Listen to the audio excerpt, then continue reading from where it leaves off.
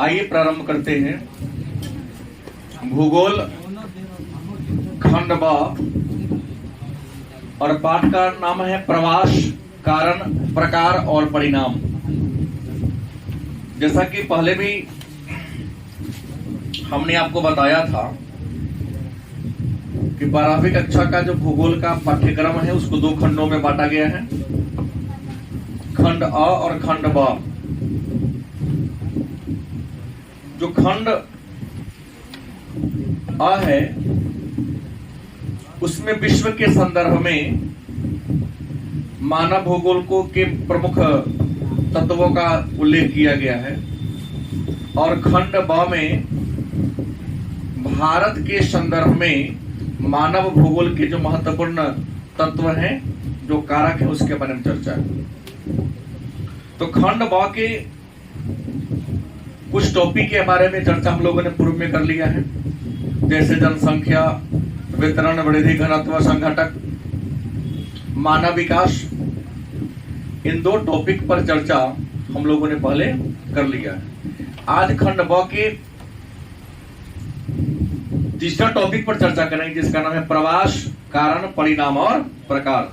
तो सबसे पहले जानेंगे कि प्रवास है क्या, प्रवास कहते किसे हैं। तो हमने आपको बताया है कि जब व्यक्ति अस्थाई या अस्थाई रूप से अपने मूल निवास स्थान को छोड़कर अन्यत्र चला जाता है,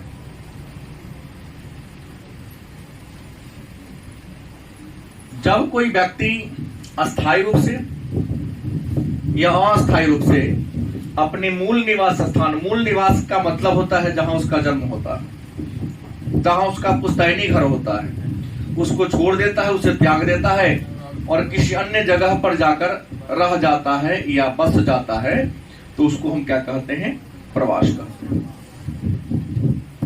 मतलब व्यक्ति का एक स्थान से दूसरे स्थान पर चला जाना क्या कहलाता है, प्रवास कहलाता है। कोई दिक्कत? भारत में अगर हम कहें भारत में प्रवास की परिभाषा, तो भारत में प्रवास की परिभाषा 2 आधार पर दी गई है। किस आधार पर? भारत में प्रवास की परिभाषा कितने आधार पर दी गई है? तो भारत में प्रवास की परिभाषा 2 आधार पर दी गई है। पहला, जन्म स्थान के आधार पर, जन्म स्थान के आधार पर, और दूसरा वास कहो तब या निवास स्थान के आधार पर। मतलब भारत में प्रवास को मुख्यतः 2 आधार पर परिभाषित किया गया है या परिभाषित करने का काम किया गया है। पहला है जन्म स्थान के आधार पर, जहां आप जन्म लेते हैं उस आधार पर। दूसरा, वास या निवास स्थान के आधार पर। क्योंकि देखते हैं एड्रेस भी लिखा था, 2 एड्रेस मैं भी लिखवाता हूं फॉर्म पे, या आप जहां जाते हैं वहां 2 प्रकार का एड्रेस लिखा था आपका, एक अस्थायी निवास स्थान और दूसरा अस्थायी पता, दूसरा पत्राचार का पता। अस्थायी पता मीन्स जहां आपने जन्म लिया, जहां आपका पैतृक गांव है, और पत्राचार का पता जहां आप वर्तमान समय में क्या करते हो, रहते हो। गलत कि सही? क्योंकि देखा गया है भारत के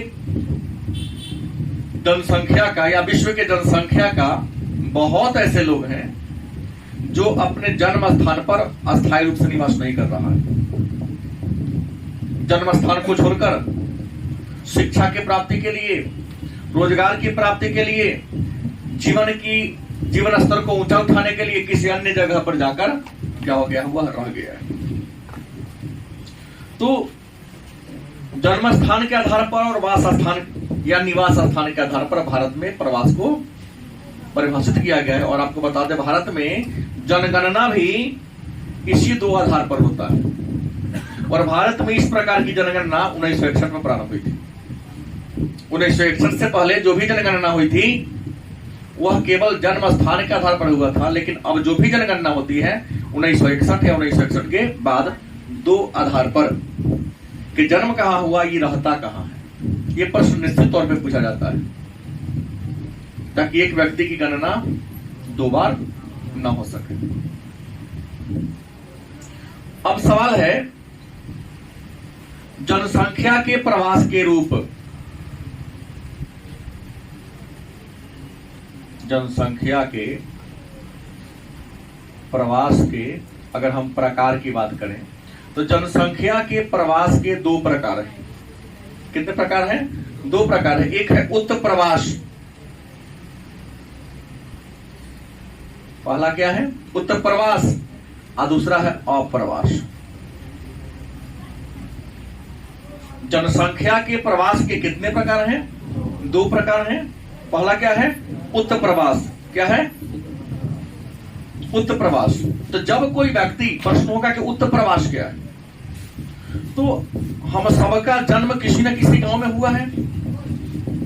जिस स्थान पर आपका जन्म हुआ, जिस गांव में आपका जन्म हुआ, आप उस गांव को छोड़कर अन्यत्र चले गए, तो उस गांव के संदर्भ में आपका क्या कहलाएगा? उत्प्रवास। नहीं, उत्प्रवास क्या है? तो उत्प्रवास और उस प्रवास को कहते हैं जिसमें व्यक्ति जिस स्थान पर जन्म लेता है, जिस गांव में जन्म लेता है, उस स्थान को क्या कर दिया? त्याग दिया, छोड़ दिया, चाहे अस्थायी रूप से चाहे अस्थायी रूप से, कहीं अन्यत्र जाकर दूसरे जगह पर जाके क्या हो गया? बस गया। तो उसे क्या कहेंगे? उत्प्रवास। क्या कहेंगे? और दूसरा क्या है? अप्रवास।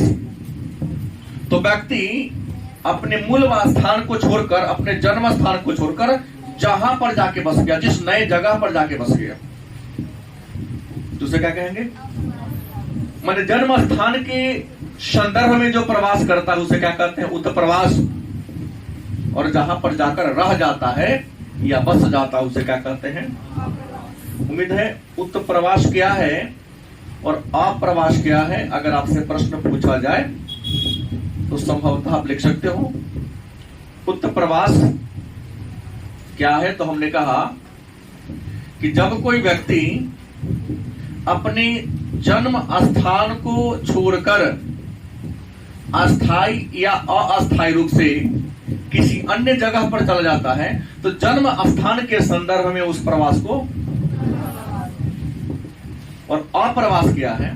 तो जब कोई व्यक्ति अपने जन्म स्थान को छोड़कर जिस जगह पर जाके बसता है, जैसे मान लो कि आपका जन्म सीतामढ़ी शहर जिला के किसी गांव में हुआ, तो सीतामढ़ी के उस गांव, मान लो सीतामढ़ी शहर में ही जन्म हुआ, तो सीतामढ़ी छोड़ के जहां गए तो सीतामढ़ी के संदर्भ में होगा उत्प्रवास। और सीतामढ़ी को छोड़कर आपने पटना में जाकर रह लिया, दिल्ली में जाकर रह लिया, तो दिल्ली के संदर्भ में आपका जो प्रवास होगा वो क्या कहलाएगा? अब कंफ्यूजन नहीं है। अब उत्प्रवास क्या है जान गए, अप्रवास क्या है जान गए। अब एक आता है प्रवासी। क्या कहते हैं? प्रवासी किसे कहते हैं?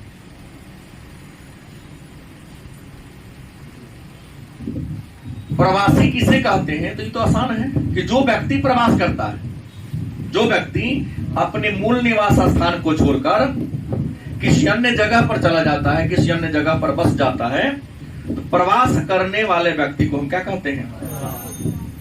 क्या कहते हैं? प्रवासी कहते हैं।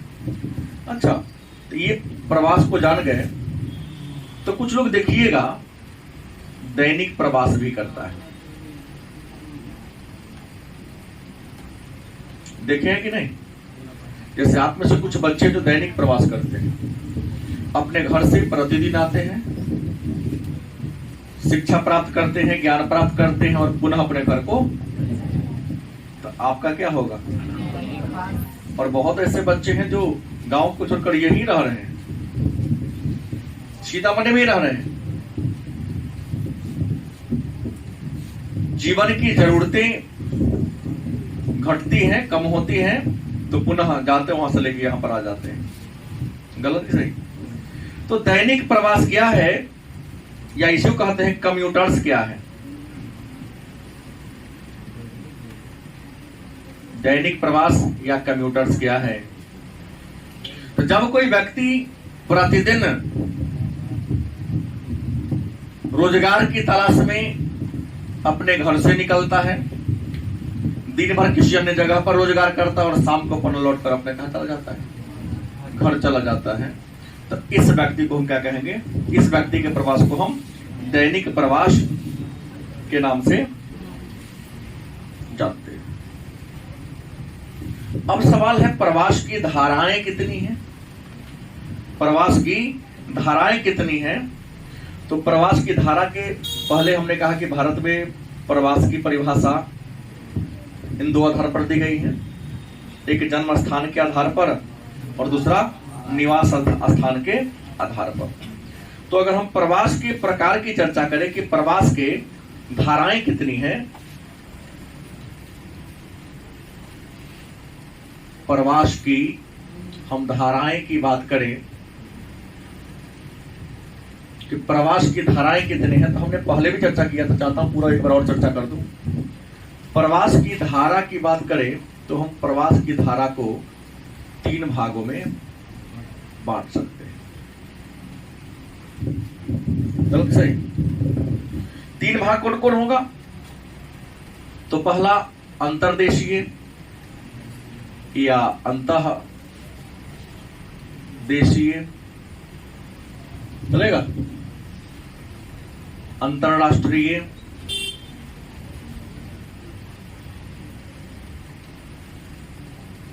और महाद्वीपीय। प्रवास की धाराएं कितने भागों में बांट दिया? 3 भाग। हालांकि ये दोनों हमको नहीं पढ़ना है, हम लोगों ने खंड में पढ़ा इसके बारे में, लेकिन चर्चा यहां कर देना, ठीक है? रिवीजन भी हो जाएगा आपका कि प्रवास की धारा की बात करते हैं। प्रवास के 3 धाराएं हैं। अंतर्देशीय, यदि आप अपने देश में ही एक राज्य से दूसरे राज्य, एक जिला से दूसरे जिला, एक गांव से दूसरे गांव की ओर प्रवास करते हैं, तो उसको हम अंतर्देशीय प्रवास कहेंगे। अंतर्राष्ट्रीय, अपने देश के छोड़कर अगर आप दूसरे देश में जाकर रह जाते हैं, अंतर्राष्ट्रीय प्रवास कहते हैं। और अपने महादेश को छोड़कर आप दूसरे महादेश में जाके रहते हैं या बसते हैं, तो उसको हम महाद्वीपीय प्रवास के नाम से जानते हैं। अब हमको यहां पढ़ना केवल अंतर्देशीय प्रवास की बात करना है। अंतर्देशीय प्रवास की धारा के अन्य के तो हमको जानना नहीं है। हम अंतर्देशीय प्रवास की धारा की बात करें तो अंतर्देशीय प्रवास की धारा है ग्राम से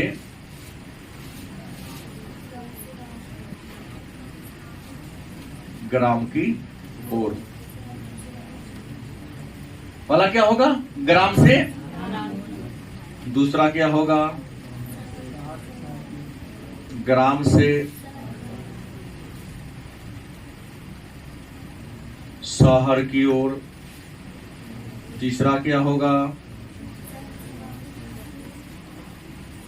शहर से ग्राम की ओर।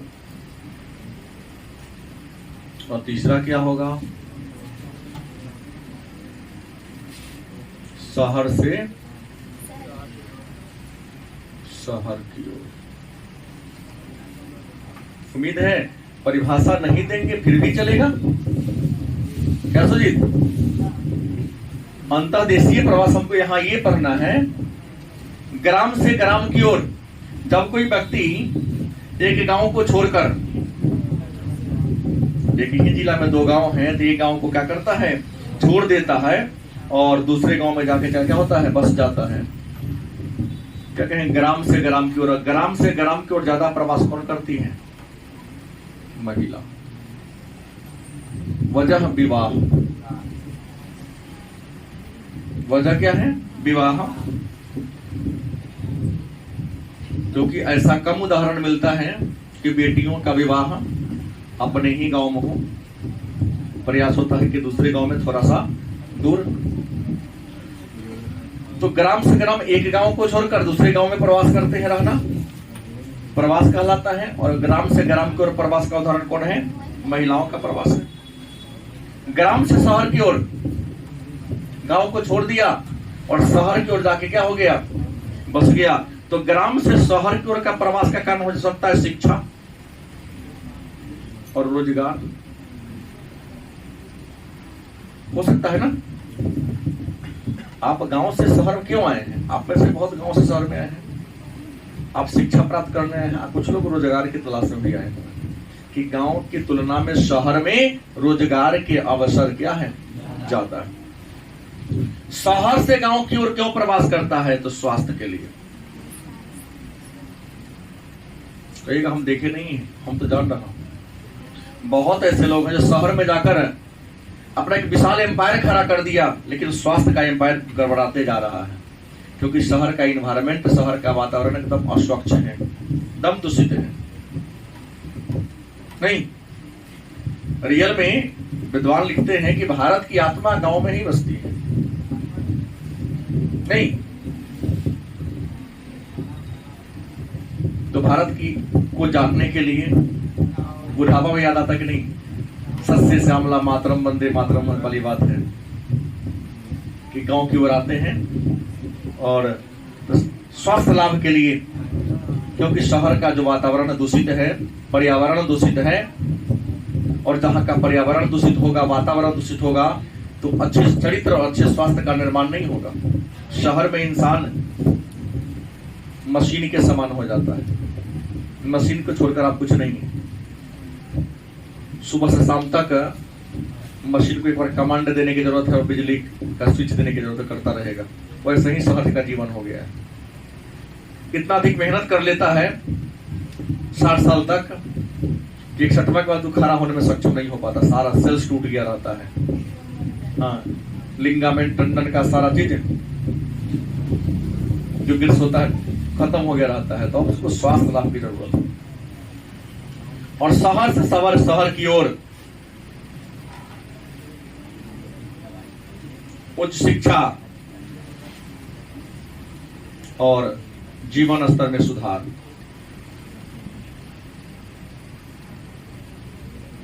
क्या गलती की सही? उच्च शिक्षा, जीवन स्तर में सुधार की प्राप्ति के लिए ही कोई एक शहर से दूसरे शहर की ओर जाता है।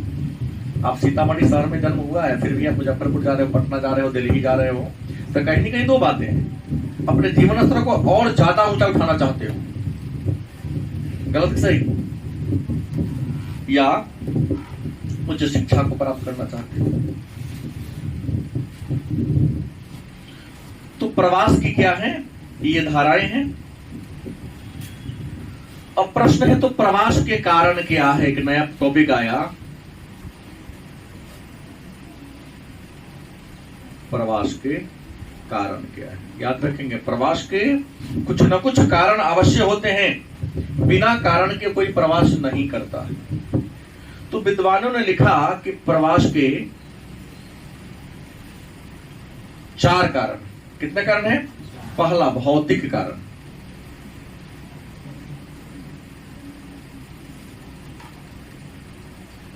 दूसरा, आर्थिक कारण।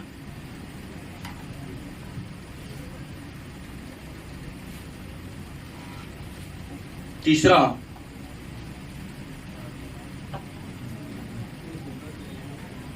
सामाजिक तथा सांस्कृतिक कारण। और चौथा, राजनीतिक कारण।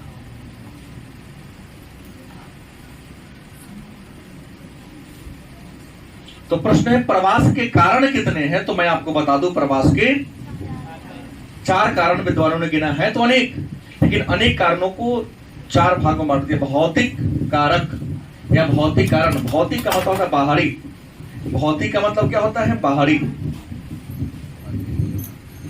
मार्क कर दीजिए।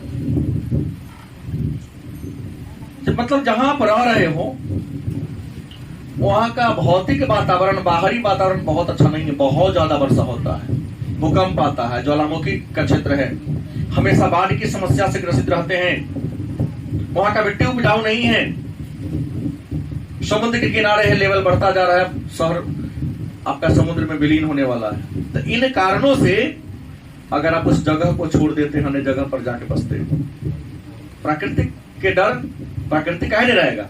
बादल फटता है, बहुत ज्यादा बारिश होती है, भूकंप आता है, ज्वालामुखी फटती है, क्या जी?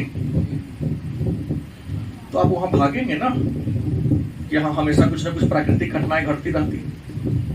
तो जहां पर बहुत ज्यादा प्राकृतिक प्रकोप हो, प्राकृतिक घटनाएं घटती हो और उस प्राकृतिक घटना के कारण मानव का जीवन प्रभावित हो रहा हो, तो उन कारणों से यदि व्यक्ति उस जगह को छोड़कर अन्य जगह पर आता है तो उसे क्या कहेंगे? और प्रवास।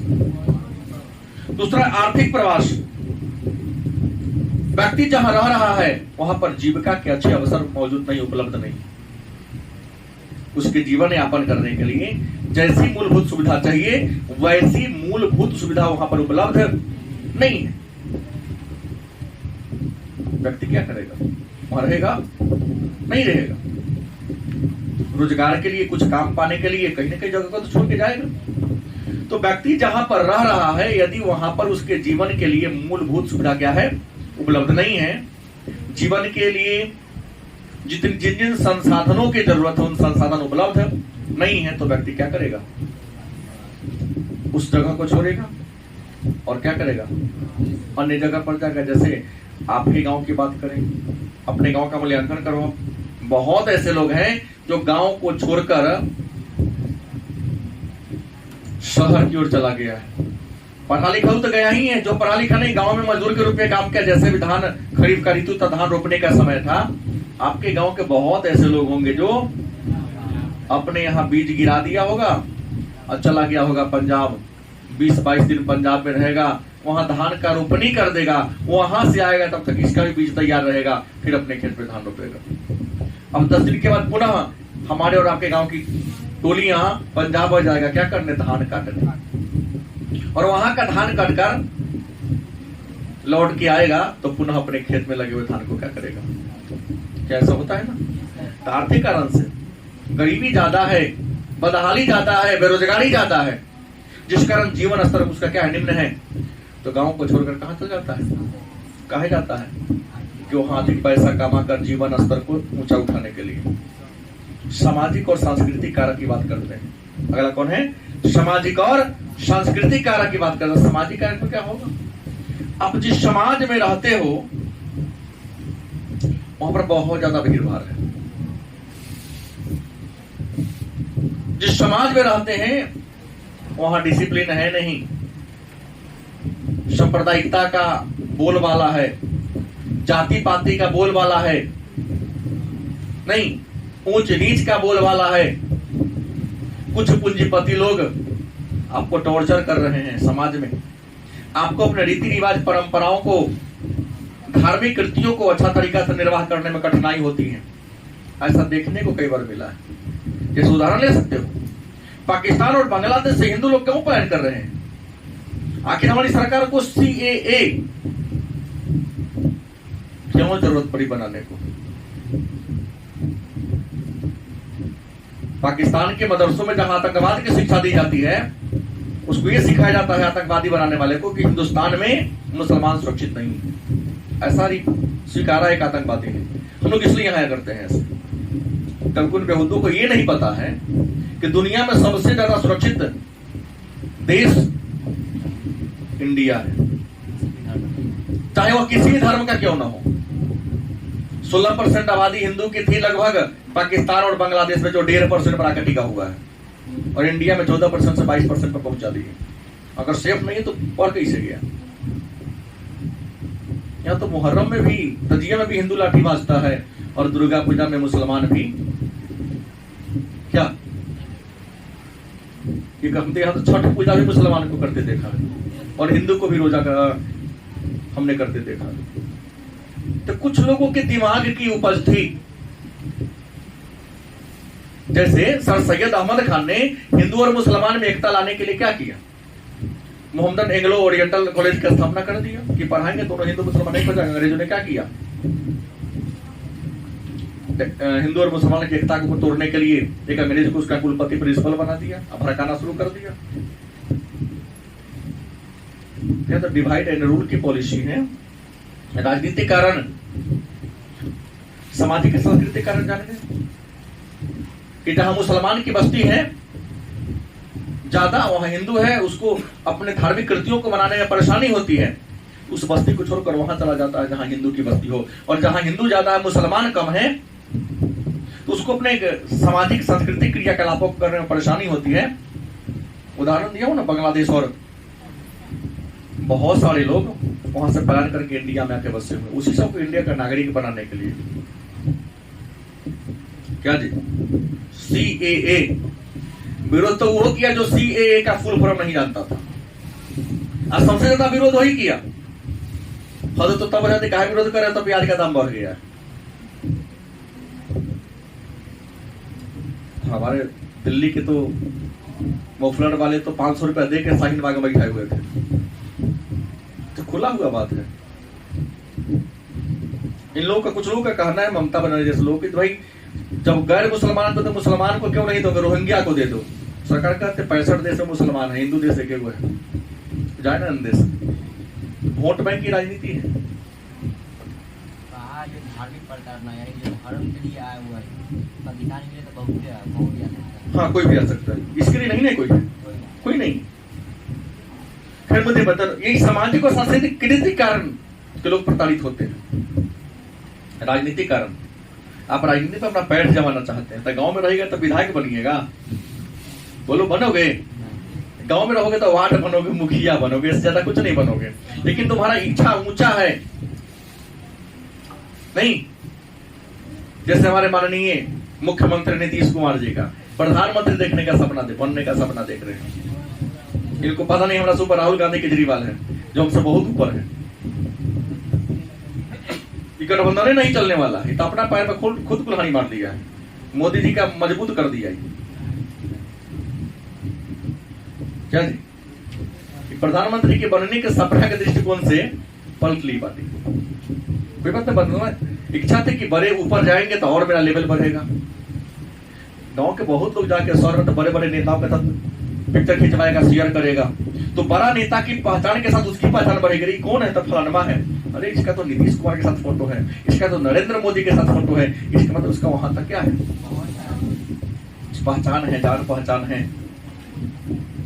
पहले खूब विभिन्न प्रकार के सभा रैली में जाएगा, फोटो अपना वायरल करेगा, सभा का वीडियो वायरल करेगा, फिर विधायक एमपी के चुनाव में खड़ा होगा, जनता का सपोर्ट मिलेगा, जीत जाएगा, राजनीति में आ जाएगा वो।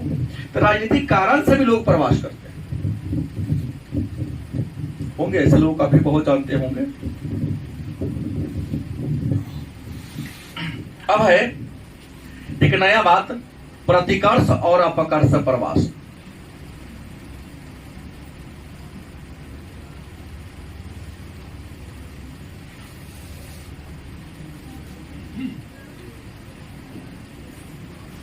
पढ़े होंगे कि प्रतिकर्ष प्रवास क्या है, अपकर्ष प्रवास क्या है।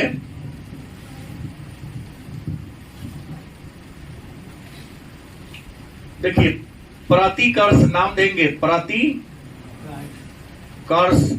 और दूसरा क्या है, अपकर्ष। नाम से ही इसकी परिभाषा क्लियर हो सकता है। प्रतिकर्ष मतलब विरोधी, और अपकर्ष ये नकारात्मक सेंस हो गया, ये सकारात्मक सेंस हो गया। जैसे प्रतिकर्ष, आप जहां पर रहते हो वहां का माहौल आपके अनुकूल नहीं। क्या जी? न वहां रोजगार के अवसर है, न शिक्षा की अच्छी व्यवस्था है, न स्वास्थ्य की अच्छी व्यवस्था है, हमेशा प्राकृतिक आपदाएं आती रहती हैं। तो उस जगह से डर कर आप कहीं अन्य जगह पर चलेगा तो उसे क्या कहेंगे? प्रतिकर्ष माने उल्टा, ऋणात्मक। और अपकर्ष मतलब किसी जगह के आकर्षण से आकर्षित हो गए। नहीं, गांव में क्या मिलेगा? तो भैल भैंसी के थर मिलेगा, झोपड़ी वाला घर मिलेगा, और हर छप्पर पर लौका घिउरा के लता मिलेगा। नहीं, और ज्यादा होगा तो पीपल के पेड़ के नीचे, कदम के पेड़ के नीचे एक मचान होगा जिस पर 4 आदमी ताश थास खेल रहा होगा।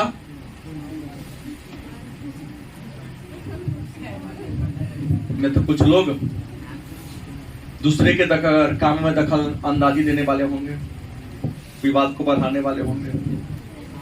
अपने जीवन में सफल हुआ नहीं और दूसरा आगे बढ़ने का प्रयास कर रहा तो उसके बाप को जराए गति बढ़ा रहे, इतना देर कमाएगा तो बहुत आगे बढ़ जाएगा। ऐसा तो आज तक नहीं देखा गया है। आपके पिता ने मोबाइल खरीद दिया है, यहाँ 100% बच्चे स्कॉलरशिप वाला पैसा 10 साल से मोबाइल खरीदा है, लेकिन कितने ऐसे बच्चे हैं जो पढ़ाई के समय ये करते हैं? जैसे लगभग 2 दिन से थोड़ा हो किसी कारण से क्लास चलता है, ठीक है, आपको मैंने पढ़ा दे, उसको रिवीजन करने में क्या बुराई है? शाम होते होते आपका जो डेटा है वो इंड हो जाता है। गलत कि सही बोल रहा हूं? सही बोल रहा हूं। एक उदाहरण से नहीं चलता है देश। सबका शाम होती समय क्लास का उस समय डेटा क्या होता है? इंड होता है।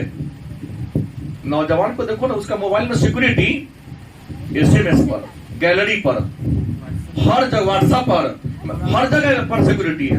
भाई गोपनीयता क्या है? बोलेंगे लाओ तो मोबाइल, सर के पास वाला तोड़ दे, हमारो ना तोड़ो ना, क्या इसमें कुछ नहीं है। बोलते हैं तोड़ दो तुम्हें, इसमें क्या? हम हमारे टीचर गोपनीयता क्या है? हमसे ज्यादा आप लोग का लाइफ गृह मंत्रालय से जुड़े हैं कि कौन मंत्रालय से जुड़े, पता इतना सिक्योरिटी रखने की क्या जरूरत है? क्या जी, हमको लगता है मैसेज से लेकर मैसेंजर तक यहाँ लॉक लगा हुआ है।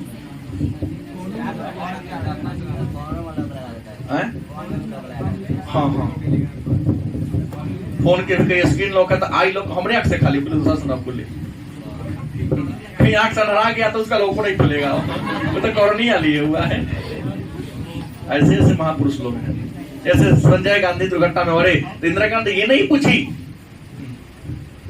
कि कुछ बचल घड़ी उसके हाथ में कहा गया, घड़ी पहनता, सारा लॉक तो का सिस्टम उसी में रखे थे।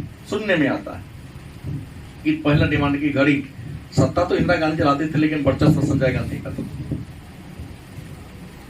75 के आपातकाल में भी जनसंख्या नियंत्रण के लिए नसबंदी कार्यक्रम संजय गांधी के दिमाग की उपज थी।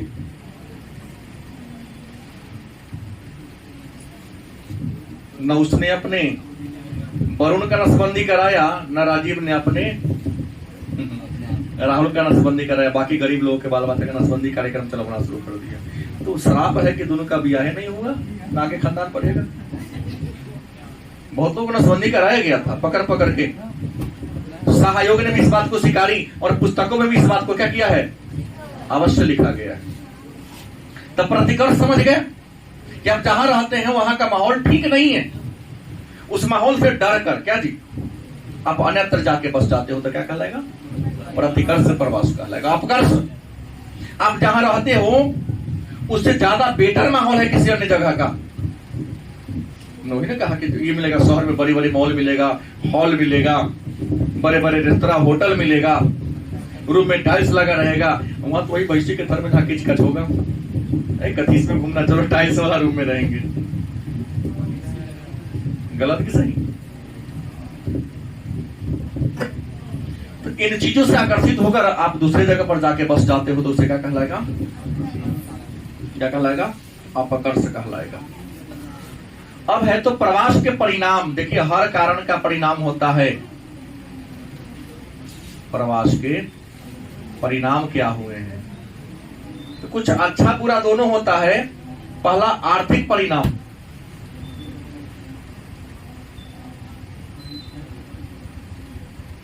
दूसरा जनांकीय परिणाम,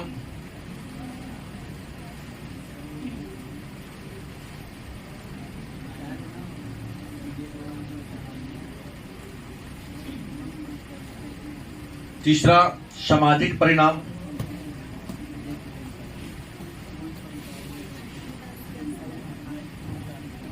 पर्यावरणीय परिणाम।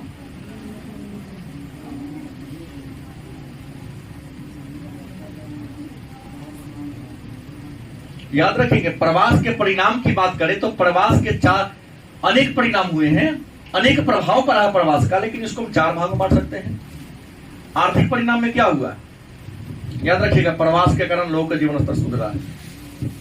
गरीबी 1990 के पूर्व था, जब दिल्ली दूर था। क्या जी? जब दिल्ली क्या था? दूर था। अब पटना से दिल्ली 1 घंटा 50 मिनट दूर है। सीतामढ़ी से ट्रेन से मात्र 24 घंटा दूर है। जब आवागमन के साधन नहीं थी तब दिल्ली दूर था, तो चांद भी दूर नहीं है, चांद पर भी आने जा रहे हैं। दुनिया के किसी भी कोना में 35 घंटा में जा सकते हो। तो प्रवास का एक आर्थिक परिणाम हुआ है क्या? तो लोगों के जीवन स्तर में सुधरा है। हम लोग क्लास 6 तक हाफ पैंट और बिना चप्पल के विद्यालय में जाया करते थे, लेकिन आज 1 to 5 में डेस्क बेंच रखा हुआ है। विद्यालय में हैंड पंप नहीं था, गुरुजी को पानी पीना होता, कहते फलाना जो, तो खूब गिलास को मल के बड़ा गुरुजी को सेवा किए हम लोग। उनका आशीर्वाद है कि आज यहां तक हूं। तो उस समय के गुरुजी भी थे, आज गुरुजी है। उस समय शिक्षक थे, आज मास्टर है। गलत नहीं बोल रहा हूं। विद्यालय में पढ़ाते थे, गांव में टिक जाते थे, गांव में जितने बजे शाम में बैठा आ जाना, मैं बैठा हूं, पढ़ाऊंगा। आज अपना कोचिंग नियमन चलाएंगे, सरकार से पैसा लेके विद्यालय में नहीं पढ़ाएंगे। ये दोनों में ही अंतर हो गया है। पहले प्राइवेट विद्यालय नहीं था, कोचिंग संस्थान नहीं था। आज सरकारी विद्यालय बढ़ते जा रहे हैं, वैसे ही कोचिंग और प्राइवेट विद्यालय भी बढ़ते जा रहा है। शिक्षा को व्यवसाय बना दिया गया है, और बिहार की शिक्षा व्यवस्था तो कोचिंग के सहारे चलिए रही। अगर निजीकरण हो जाए तो कोई गुनाह नहीं है। उतना जो शिक्षा पर सरकार खर्च कर रही है, अन्य कम पर खर्च होता, क्योंकि गरीब से गरीब इंसान का बेटा भी प्राइवेट में पढ़ रहा है। सरकारी में तो केवल खैरात लेने के लिए नाम लिखाया हुआ है। सही बोल रहा हूँ, गलत नहीं बोल रहा हूँ?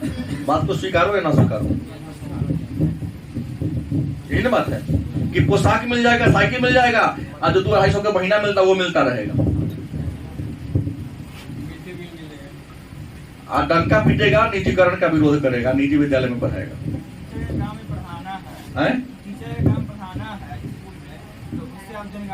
अलग बात, वो सेकेंड मुद्दा है। टीचर विरोध करे कि मैं केवल पढ़ाने के लिए, मैं केवल पढ़ाऊंगा, ना करूंगा, उसको जेल में नहीं फांसी दे दिया जाएगा। अगर स्वयं चाहते हैं कि जनगणना के माध्यम से डेपुटेशन करा के स्कूल में पढ़ाने ना जाना पड़े, सरकार जानते कि पढ़ा नहीं पढ़ाता है, इसे दूसरे काम क्यों ले लिया जाए। इस बात को सरकार भी जान रही है। क्या जी, गलती की सही? जनांकीय परिणाम हुआ। जनांकीय परिणाम क्या हुआ है? तक गांव में जनसंख्या घटा है, शहर में जनसंख्या बढ़ते जा रहा है। प्रवास का परिणाम हुआ है ना।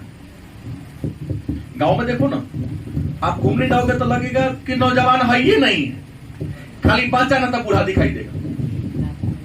सही बोल रहा हूं। गांव में केवल 55 नहीं तो 55 नजर आएगा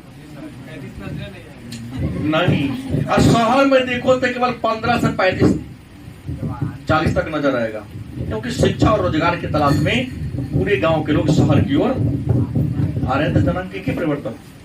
सामाजिक परिणाम क्या हुआ है? कुछ सामाजिक क्षेत्र में बदलाव आया है। याद रखिएगा, नगरीकरण से समाज में बदलाव हुआ है। पहले धर्म जो हो हम दो, हमारे गिन लो। परिवार नियोजन का महत्व ही नहीं जानता था। परिवार नियोजन के प्राकृतिक कारण छोड़ दिया जाए तो था ही केवल, लेकिन आज शहरीकरण से हम दो, कम से कम हमारे दो वाला कॉन्सेप्ट आ गया है। जानता है कि बच्चे कम होंगे तो हम अपने आमदनी का मैक्सिमम हिस्सा उनके शिक्षा और स्वास्थ्य पर इन्वेस्ट करके उसके जीवन स्तर को ऊंचा उठा देंगे। लेकिन पहले संयुक्त परिवार था, आज प्रवास के कारण एकाकी परिवार का जन्म हुआ। आज परिवार की परिभाषा हम और हमारे अविवाहित बच्चे। बिया हो गया तो देवाल घर जल तोल के रहना। गलती की सही?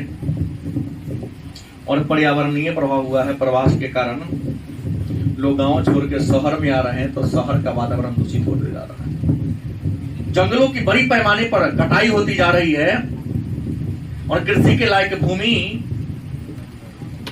किसमें? आवास भूमि में बदलती जा रही है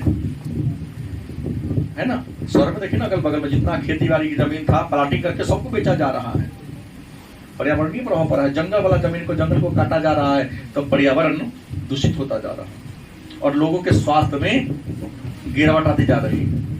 ये थे प्रवास के कुछ परिणाम।